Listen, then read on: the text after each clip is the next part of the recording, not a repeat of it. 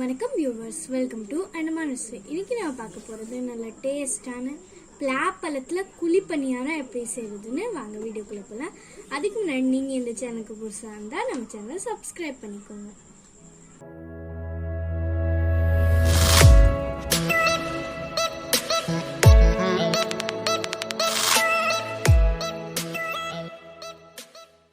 இன்னைக்கு நம்ம பலாப்பழம் வச்சு எப்படி குழி பனியாரம் செய்யறதுன்னு பார்த்துருவோம்.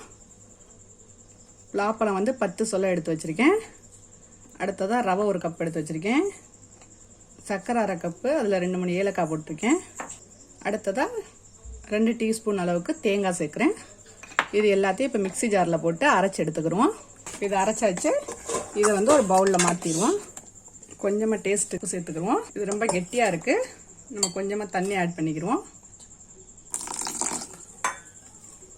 ஒரு அரை மணி நேரம் இதை அப்படியே மூடி வச்சுருவோம். இது நல்லா ஊறட்டும்.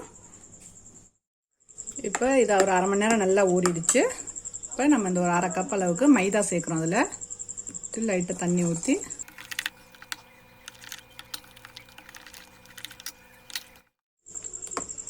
இது நல்லா மிக்ஸ் ஆயிடுச்சு.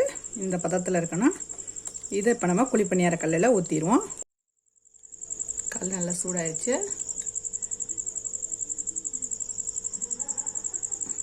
எண்ணெய் விட்டுக்கிறோம். நீங்கள் தேவைப்பட்டால் நெய் விட்டுக்கலாம். நான் எண்ணெய் விட்டு தான் செய்ய போகிறேன்.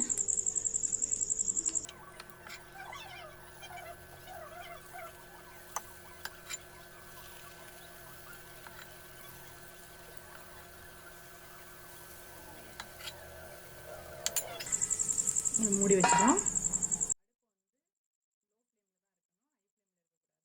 பாருங்க, அதை பிரட்டி விட்டுருவோம்.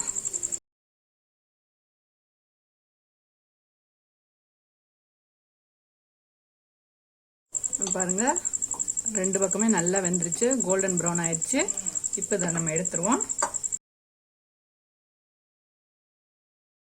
இந்த வீடியோ உங்களுக்கு பிடிச்சிருந்தா லைக் பண்ணுங்க, ஷேர் பண்ணுங்க, கமெண்ட் பண்ணுங்க. நீங்க நம்ம சேனலை இதுவரைக்கும் சப்ஸ்கிரைப் பண்ணலன்னா சப்ஸ்கிரைப் பண்ணிக்கோங்க. பக்கத்தில் இருக்கிற பெல் ஐக்கனையும் கிளிக் பண்ணுங்க.